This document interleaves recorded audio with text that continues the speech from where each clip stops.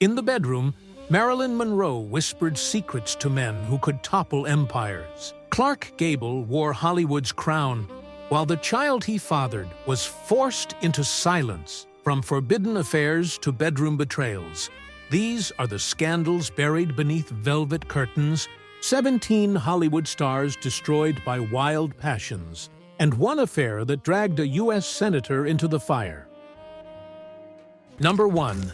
Marilyn Monroe, the goddess who couldn't be loved. The flashbulbs exploded as she stepped onto the Fox lot in 1953. Her white dress stitched so tight it seemed designed to split under the strain. Men gasped, women whispered, and studio executives leaned forward as if they were watching a bomb that might go off at any moment. Marilyn Monroe had been manufactured into Hollywood's ultimate fantasy, but off-screen, she was fighting for a kind of love the cameras could never give her. Born Norma Jean, she rose from foster homes and factory shifts to become the shimmering face of 20th Century Fox. By the time she dazzled in Gentlemen Prefer Blondes and The 7-Year Itch, Marilyn's name was etched into neon across the world. But as her star ascended, her personal life became a carousel of passion, jealousy, and betrayal. Baseball legend Joe DiMaggio adored her, yet bristled when the world stared at her curves in that infamous subway grate scene. Their marriage lasted 9 stormy months,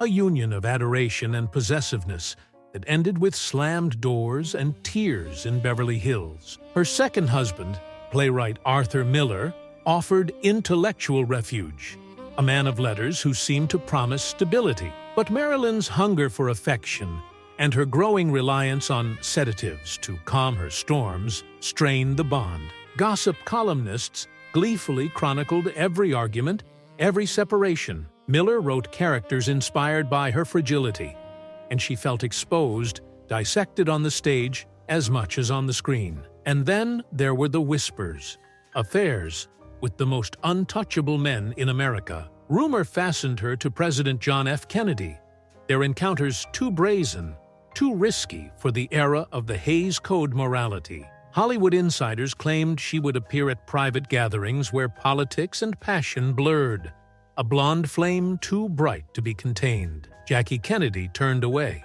The public devoured every innuendo. By 1962, Marilyn was a woman at war with herself, the world's most desired figure, yet still aching for someone to truly see Norma Jean. When the cameras stopped rolling, she wandered her Brentwood home barefoot, lights dimmed, clutching the phone like a lifeline. Hollywood crowned her eternal goddess, yet she remained the loneliest queen in town.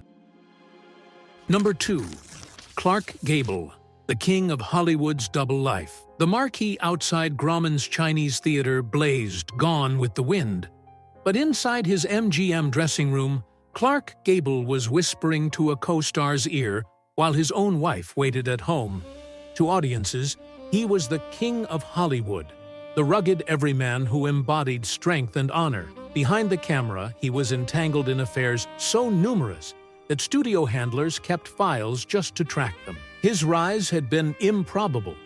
A struggling actor in the 1920s, lifted by wealthy older women who financed his wardrobe and grooming until MGM polished him into a leading man.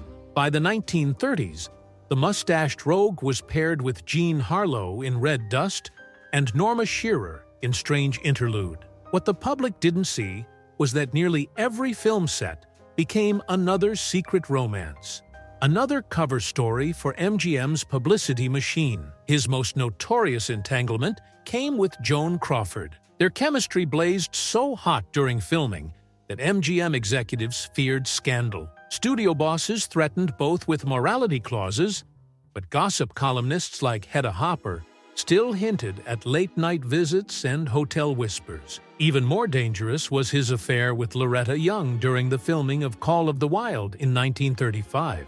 The relationship, carefully hidden, produced a child. Hollywood rewrote the narrative, passing it off as adoption, but insiders knew the truth, and the shame followed both for decades. Through it all, Gable's magnetism only grew.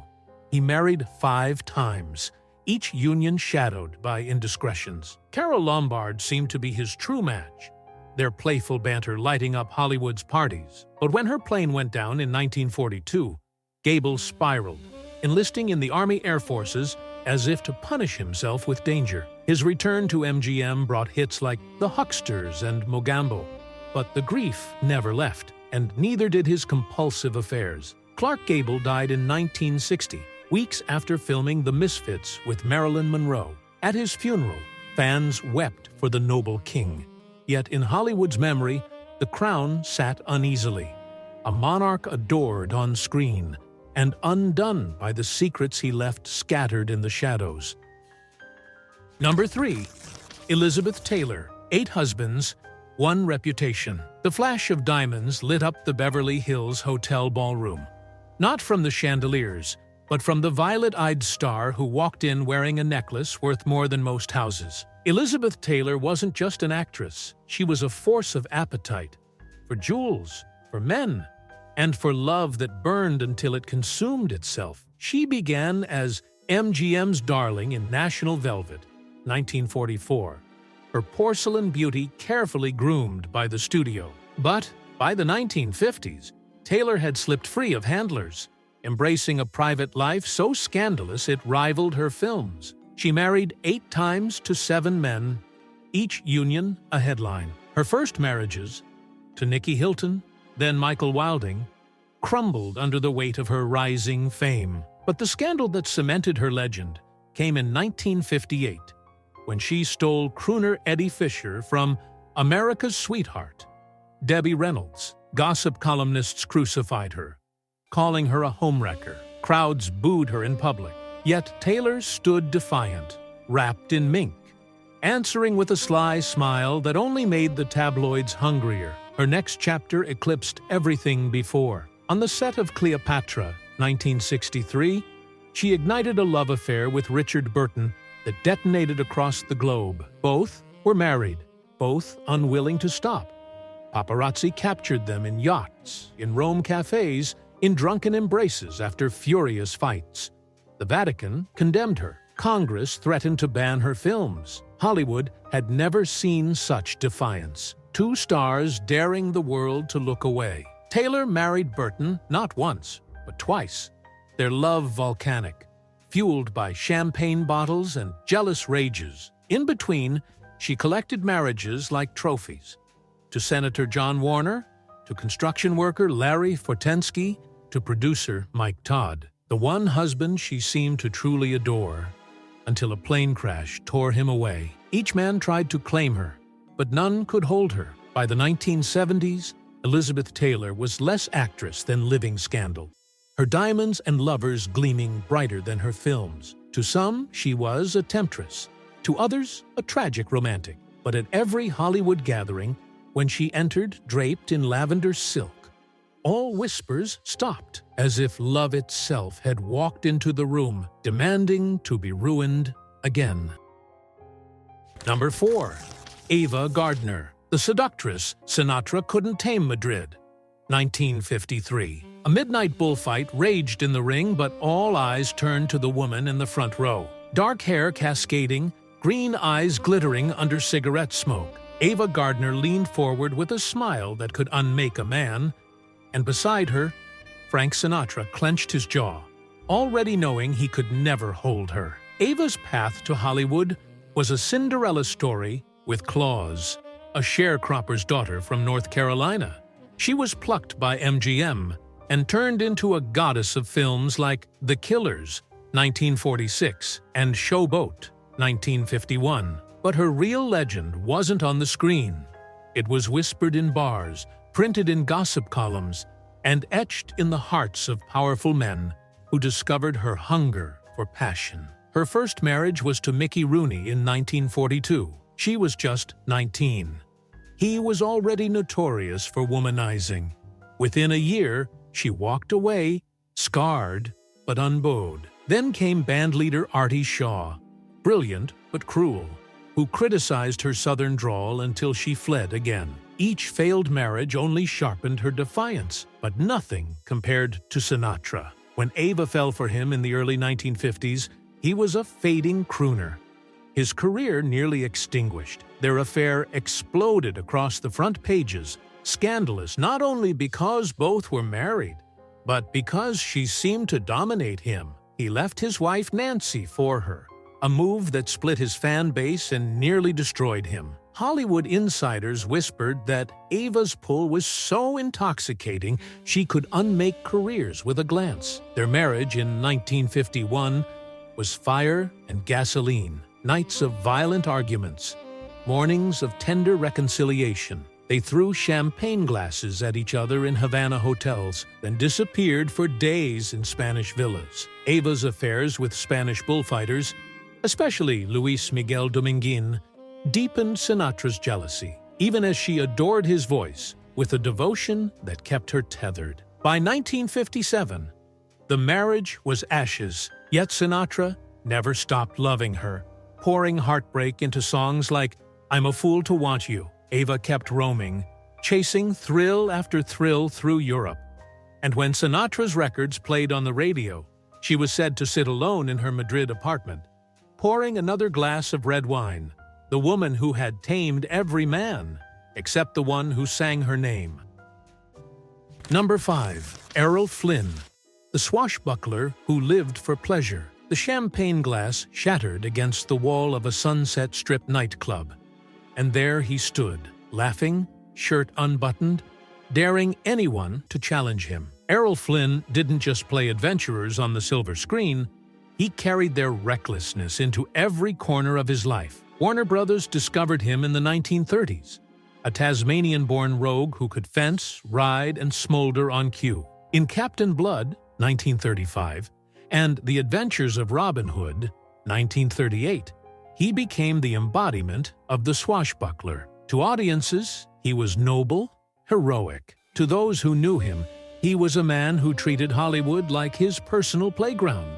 Flynn's private life was a whirl of yachts off Catalina, clandestine parties in Beverly Hills mansions, and endless conquests. Gossip columnists joked that he never finished a picture without seducing half the cast. He bragged, teased, and taunted, his name constantly drifting into Luella Parsons' columns. Women adored him, men envied him, and studio executives wrung their hands as they tried to contain the chaos. But the indulgence carried darker edges. Flynn drank with abandon, boasting that liquor gave him energy.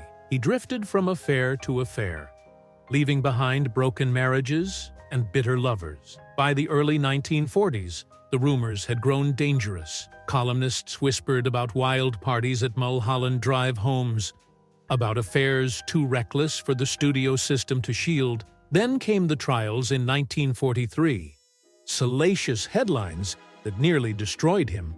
He walked free, acquitted, but his reputation was forever branded. Still, Flynn leaned into the scandal, coining the phrase "in like Flynn," as if daring the world to keep up.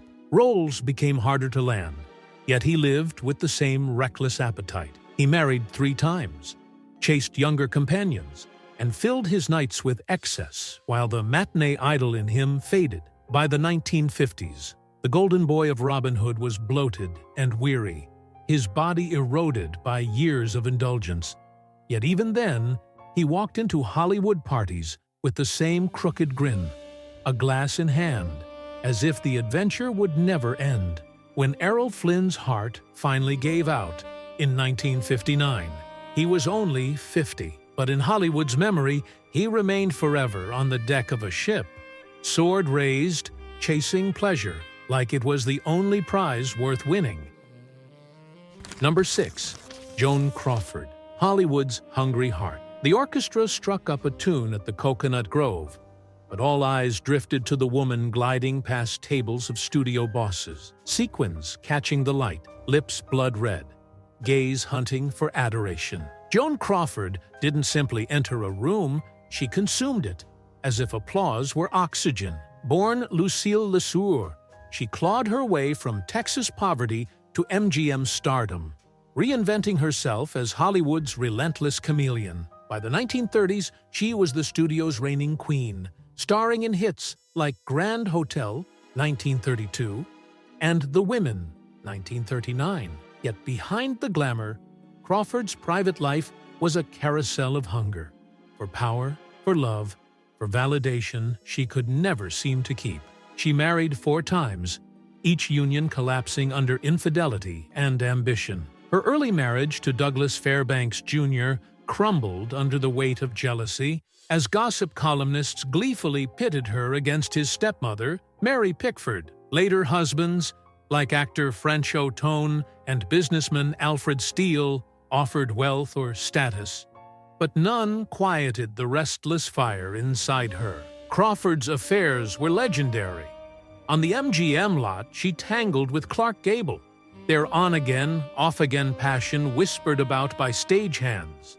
Behind closed doors, she pursued directors, producers, and even actresses, with names like Barbara Stanwyck and Greta Garbo drifting through the gossip mills. Hollywood insiders knew Crawford's desires stretched beyond the limits of what the Hays Code could ever allow on screen. The press painted her as insatiable, a woman unable to live without constant romance. Columnists like Hedda Hopper hinted at late-night trysts, at feuds sparked not over scripts, but over lovers. Crawford embraced the image, cultivating an aura of a woman both irresistible and dangerous. Yet the price was steep. By the 1950s, her stardom waned, and whispers of desperation clung to her as tightly as her sequined gowns. She filled her Beverly Hills mansion with men, women, and champagne, but never satisfaction. Joan Crawford died a legend of the screen, but also a cautionary tale of Hollywood's bottomless appetite.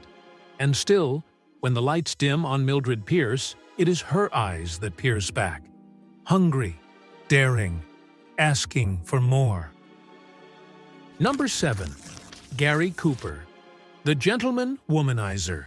The pistol smoke still lingered on the set of High Noon, 1952, when Gary Cooper tipped his hat to the crew and then quietly slipped away to meet a lover who wasn't his wife. To audiences, he was the embodiment of decency, the tall, laconic cowboy whose handshake meant honor. Off-screen, he carried a reputation that left MGM secretaries whispering, "Every film meant another affair." Born in Montana, Cooper rode into Hollywood in the late 1920s, his lanky frame and slow drawl turning him into Paramount's box office gold. By the time he won his first Academy Award for Sergeant York, 1941, he was one of the most admired men in America. Yet even as newspapers celebrated his patriotism during World War II, gossip columns hummed with rumors of his compulsions.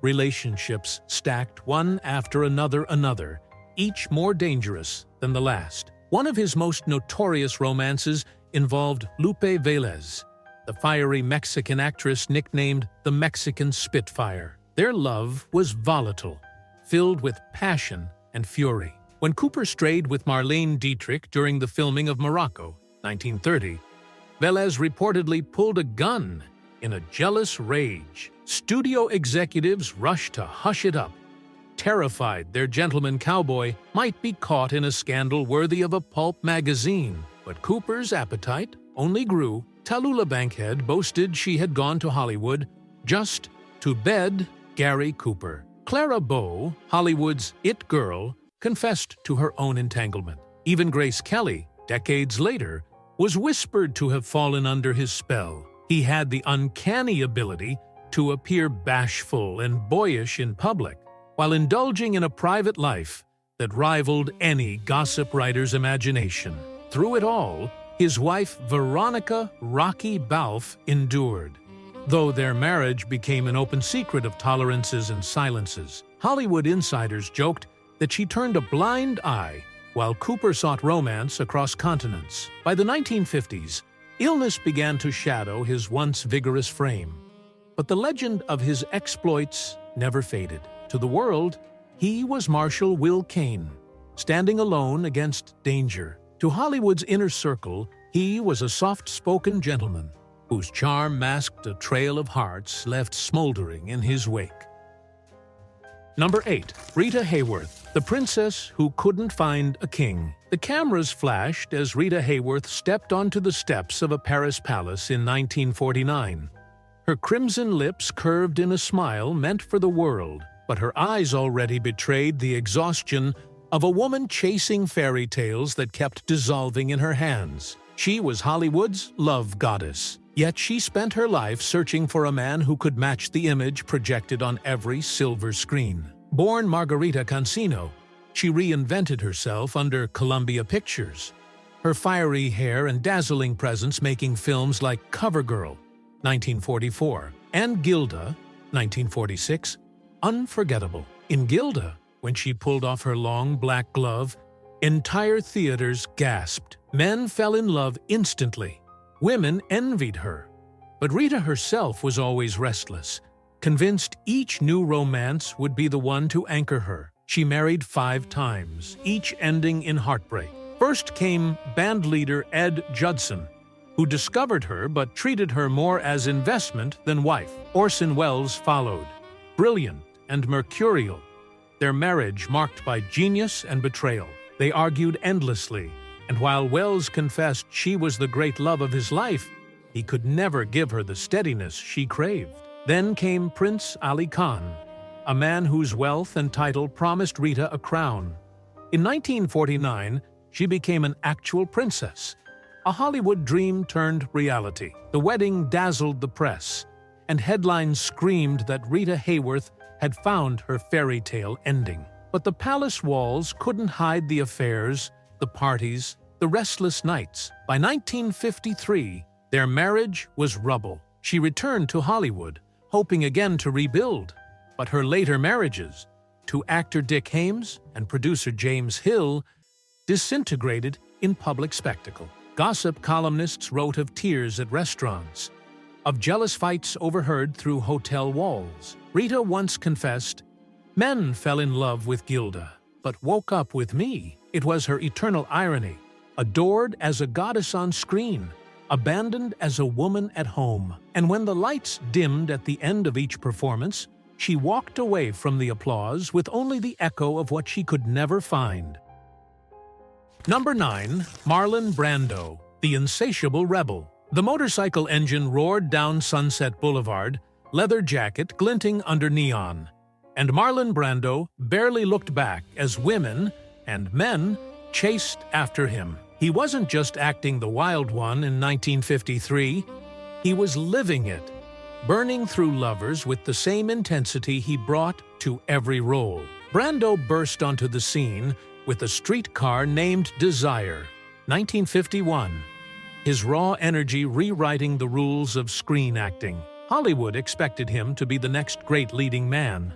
Instead, he made himself its most unpredictable lover. Tall, magnetic, and unashamed, he pursued relationships with anyone who stirred his restless hunger. His affairs were whispered about in studio corridors and splashed in gossip pages. Marilyn Monroe, James Dean, Rita Moreno, all drawn into his orbit. Insiders claimed he would vanish from film sets for days, emerging disheveled from hotel suites with a new companion on his arm. He admitted freely to desiring both men and women, a scandalous confession in an era when such truths were carefully hidden. Like a wolf, one former lover said, he always needed the chase. But behind the reckless passion was a man haunted by emptiness. Brando's childhood was marked by chaos, and in Hollywood, he filled the void with constant romance, seduction, as a shield against loneliness. Friends recalled him phoning in the dead of night,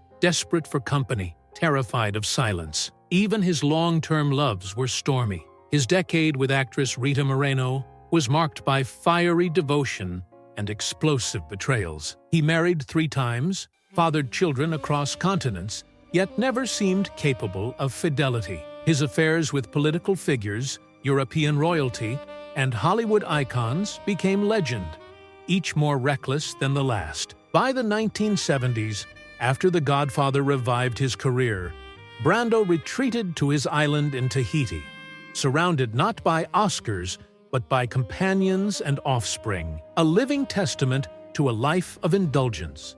He once quipped that he had never met a rule worth obeying, and his love life proved it. On screen, he was Stanley Kowalski shouting, "Stella," into the night. Off-screen, he was shouting into a void that passion could never fill.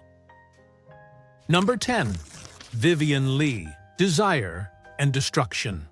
The audience at Covent Garden gasped as Vivien Leigh collapsed mid-performance, her jeweled costume crumpling under stage lights. To the public, she was still Scarlett O'Hara, fiery and unbreakable. In truth, her passions had already begun to consume her. Vivien's ascent was meteoric. Discovered in the London stage scene, she stormed into Hollywood with Gone with the Wind, 1939, stealing the role of a lifetime and winning an Academy Award. Behind the triumph, however, was an obsession that shaped her future: Sir Laurence Olivier. She spotted him in a play and declared to friends, "That's the man I will marry." Both were married at the time, but Vivien pursued him relentlessly. Their affair ignited in Capri, scandalizing London society, and by 1940 they were wed, Hollywood's most glittering couple. Yet their love, as brilliant as their careers, was volcanic. On set and off, they were consumed by quarrels, reconciliations, and nights that ended in smashed glasses. Vivien's hunger for passion was matched only by her fragility. As the 1940s wore on, she began suffering bouts of exhaustion, her moods swinging violently. Friends whispered about nervous collapses. She turned to sedatives and champagne, her performances increasingly erratic, even as she dazzled again in A Streetcar Named Desire, 1951, earning her second Oscar as the fragile Blanche Dubois. Life and art blurred. She confessed to friends that playing Blanche was too close to the bone, a mirror of her own unraveling. Affairs followed, some fleeting, others dangerous. She shocked Olivier by taking younger lovers during their turbulent tours, as if testing the boundaries of desire and destruction all at once. By the late 1950s, Olivier could no longer contain the chaos. Their marriage, once the envy of the world, collapsed under the weight of scandal and her spiraling health. Gossip columnists who once crowned her Britain's answer to Garbo now printed whispers of breakdowns and hotel confrontations. Vivien Leigh died in 1967, just 53. Her beauty still luminous, but her body frail. At her funeral, Olivier wept openly, unable to forget the woman who had burned brightest at his side, a star who demanded love until it shattered them both. Number 11. Lana Turner, the starlet whose lovers brought death. The scream echoed through the Beverly Hills mansion in 1958, and when police arrived, they found Hollywood's blonde goddess trembling, her daughter clutching a kitchen knife, and mobster Johnny Stompanato sprawled lifeless on the carpet. Lana Turner's beauty had made her a star, but her taste in men nearly destroyed her. Discovered as a teenager at a Hollywood soda fountain, Turner was MGM's dream: curves, innocence, and a face that could sell tickets by the millions. Films like The Postman Always Rings Twice, 1946, cemented her as both a siren and a serious actress. But in real life, her love life spiraled into a series of disasters, each more scandalous than the last. She was married 8 times to 7 different men. Her first marriage, to bandleader Artie Shaw, lasted mere months. Then came restaurateur Joseph Stephen Crane, twice. Each union dissolved in betrayal, infidelity, or public humiliation. By the 1950s, Lana's name was less about box office and more about gossip, but nothing compared to her affair with Johnny Stompanato, a handsome enforcer tied to underworld circles. Their romance was passionate, violent, and impossible to hide. Columnists like Luella Parsons hinted at bruises hidden beneath silk gowns, of late-night arguments in hotel suites. Turner, desperate for love, clung to him even as friends begged her to run. On that fateful night in 1958, everything exploded. During a vicious argument, Lana's teenage daughter Cheryl intervened, plunging a knife into Stompanato's chest to protect her mother. The coroner ruled it justifiable, but the scandal was electric. Newspapers screamed. Fans debated whether Lana was victim or villain. and MGM feared the ruin of one of its brightest stars. Yet Turner survived. Incredibly, the notoriety gave her career a strange resurgence. Audiences packed theaters to glimpse the woman who had lived through the kind of melodrama Hollywood only dared script. Still, whispers never left her side. Decades later, Turner admitted in interviews that she was a woman who loved too well, too unwisely. And as the years passed, that single image remained. The glittering starlet in satin standing over a body, her lovers having brought her everything except peace. Number 12. John Barrymore, the great lover destroyed by desire. The clink of a glass was his overture. The sound of footsteps on a Hollywood staircase his stage entrance. And, more often than not, John Barrymore was late, reeking of champagne, women trailing in his wake like petals after a storm. To audiences, he was the great profile, Shakespeare's prince reborn for the silver screen. To insiders, he was a man undone by his own hungers. Barrymore came from the most revered acting dynasty in America. With a voice like velvet and a face carved for the close-up, he conquered Broadway before storming Hollywood in the 1920s. Dr. Jekyll and Mr. Hyde, 1920, and Grand Hotel, 1932, showcased his brilliance. Studio heads hailed him as the finest actor of his generation. But even at his peak, he pursued excess with a recklessness that made gossip columnists salivate. His affairs were legendary. He wooed actresses, poets, heiresses, often several at once. One moment he was sending roses to Mary Astor, the next sneaking away with Dolores Costello, whom he eventually married. But his marriages dissolved as quickly as his promises. 4 unions ended in scandal, each wife citing infidelity, reckless spending,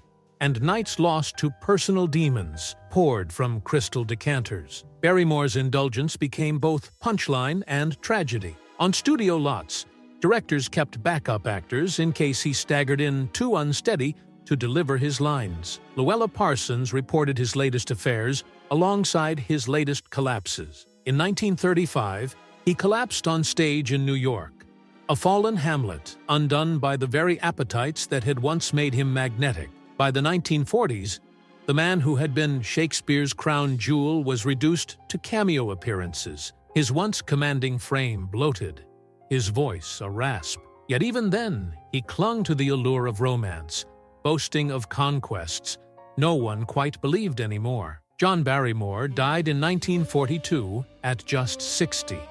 His final years spent more in taverns than in theaters. At his funeral, the city remembered the actor who made Hamlet breathe, but in smoky Hollywood backrooms, they remembered the great lover who had burned through every stage, every woman, and finally, himself. Number 13. Ingrid Bergman, The Affair That Shocked America. The applause had barely faded at the Academy Awards in 1945 when whispers began to swirl. America's sweetheart, the luminous star of Casablanca, was falling for someone far outside Hollywood's golden circle.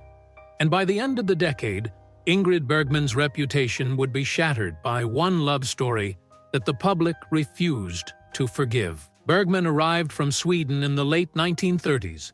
Her natural beauty and luminous sincerity, a stark contrast to the painted glamour queens of MGM. Audiences adored her in Casablanca, 1942, Gaslight, 1944, and Spellbound, 1945.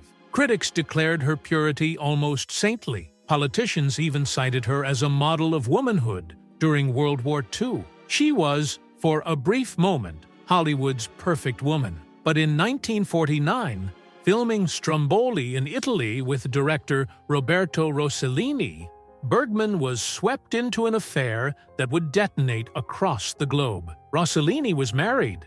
So was she. Gossip columnists pounced when her pregnancy was revealed, and suddenly, the dream girl of Casablanca became the villain of every front page. In the U.S. Senate, one senator thundered that Bergman was a powerful influence for evil. Church leaders condemned her as a fallen woman. Letters poured into studios demanding her films be banned. For a time, she was exiled from Hollywood, persona non grata, in the very country that had once worshipped her. And yet, Bergman did not retreat. She divorced her husband, married Rossellini, and bore 3 children, including Isabella Rossellini. She acted in his Italian films, raw and unglamorous, defying the very industry that had made her a goddess. Still, the union crumbled under Rossellini's affairs, and by the late 1950s, she returned to Hollywood, scarred but unbroken. When she won an Oscar for Anastasia, 1956, the audience rose to its feet, a gesture of forgiveness years in the making, but the memory lingered. Ingrid Bergman, once the picture of purity, had revealed herself to be human, flawed, and defiantly passionate. And in smoky theaters across America, viewers watching Casablanca again could not help but wonder, when Ilsa said goodbye to Rick, was it the actress herself already longing for a love she could not keep? Number 14. Jean Harlow, the platinum bombshell's forbidden affairs. The smell of peroxide filled her dressing room as Jean Harlow's hairdresser doused her curls until they gleamed like molten silver under the lights. MGM had christened her the Platinum Blonde. But behind that blinding glow, Harlow's love life flickered with secrets Hollywood preferred to bury. She burst onto the screen in the early 1930s with films like Hell's Angels, 1930, and Red Dust, 1932.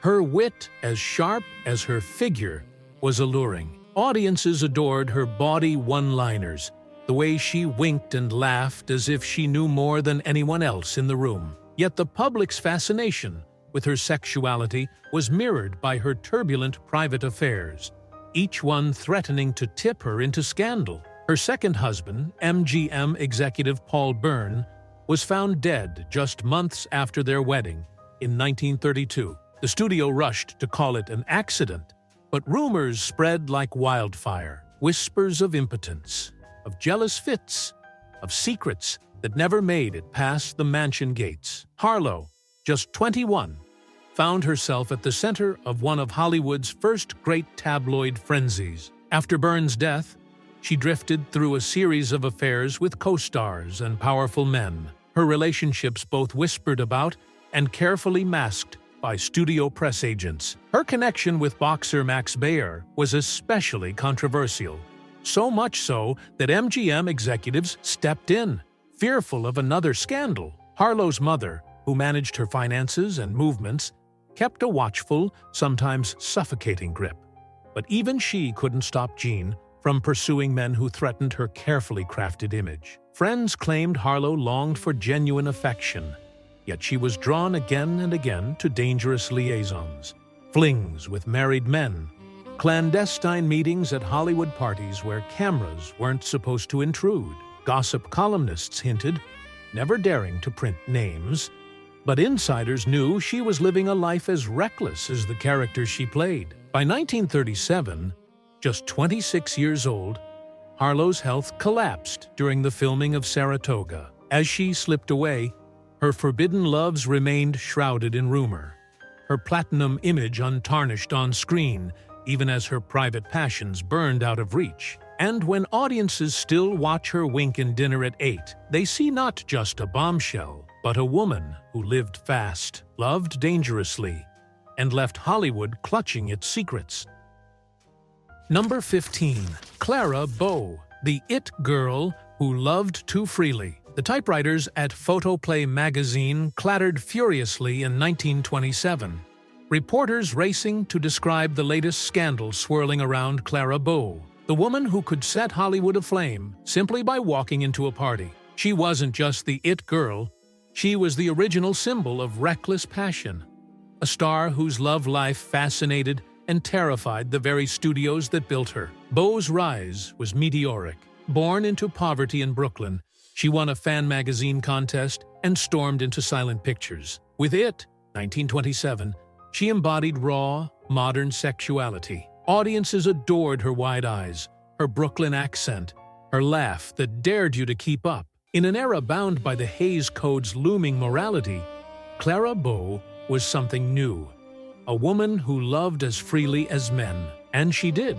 Gossip columnists linked her with a string of co-stars: Gary Cooper, Gilbert Roland, even director Victor Fleming. Rumors spread of wild Hollywood parties where Clara drank, danced, and flirted with abandon. Studio bosses panicked, dispatching publicists to hide her indiscretions, terrified their most bankable star might implode. One scandal nearly did. A former secretary stole Clara's private letters and attempted to blackmail her, threatening to expose details of her affairs. The trial became a public circus, splashed across headlines from Los Angeles to New York. Though Bow won her case, the damage was done. Her image, once carefree and playful, was now painted as reckless, even dangerous. Worse still, the transition to talkies revealed her strong Brooklyn accent, mocked by critics who had adored her on silent screens. By 1931, exhausted from lawsuits, betrayals, and constant whispers, she retired at just 28, retreating to a Nevada ranch with her husband, cowboy actor Rex Bell. But Hollywood never stopped whispering. For years, her name was shorthand for indulgence, her romances spoken of in the same breath as champagne-soaked nights and whispered betrayals. When the lights dim and it flickers again, Clara Bow still leans toward the camera with a mischievous smile. The girl who gave the world modern glamour and who Hollywood punished for loving too freely. Number 16. Tallulah Bankhead, Broadway's wildest woman in Hollywood. The smoke curled above the Algonquin Round Table as Tallulah Bankhead leaned back in her chair, bourbon in hand, and declared to the stunned newspapermen, "My father warned me about men and liquor, but he never said a word about women and cocktails." With that single line, she cemented her reputation as Broadway's most dangerous wit and Hollywood's most uncontrollable guest. Bankhead arrived in Hollywood in the early 1930s, imported by Paramount as the next great siren. Her southern drawl and cutting humor made her unforgettable, but she refused to play the studio system's obedient ingenue. On film sets, she shocked directors by showing up with no script memorized, then electrifying the scene with improvisation. Offset, she kept the gossip columnists alive with material: affairs with leading men, flirtations with actresses, and drunken midnight swims at hotel pools that were supposed to be closed. She bragged about lovers of both sexes, at a time when the Hays Code demanded silence. "I'm ambisextrous," she joked to friends. A quip Luella Parsons and Hedda Hopper dared not print in full. In Hollywood, her escapades became legend. Propositions made mid-interview, outrageous parties where champagne fountains emptied before dawn, and confessions to journalists that left censors scrambling. Though the studios tried to market her as glamorous, Tallulah refused to play the part. She mocked her own films, calling some of them terrible turkeys, and walked away from contracts rather than bow to morality clauses. Her real stage was Broadway, where she triumphed in The Little Foxes, 1939, and The Skin of Our Teeth, 1942. But her brief Hollywood tenure left behind a trail of scandal no one could quite erase. By the 1950s, her wild living had taken its toll. She turned to stage tours and radio appearances, still wielding her sharp tongue like a weapon. Even frail, she scandalized polite society with the same reckless abandon. Tallulah Bankhead never gave Hollywood its next Garbo or Crawford. Instead, she gave it something rarer, a woman who lived out loud, drank too deeply, and left behind a cloud of cigarette smoke and broken taboos that no studio could contain. Number 17. Barbara Payton.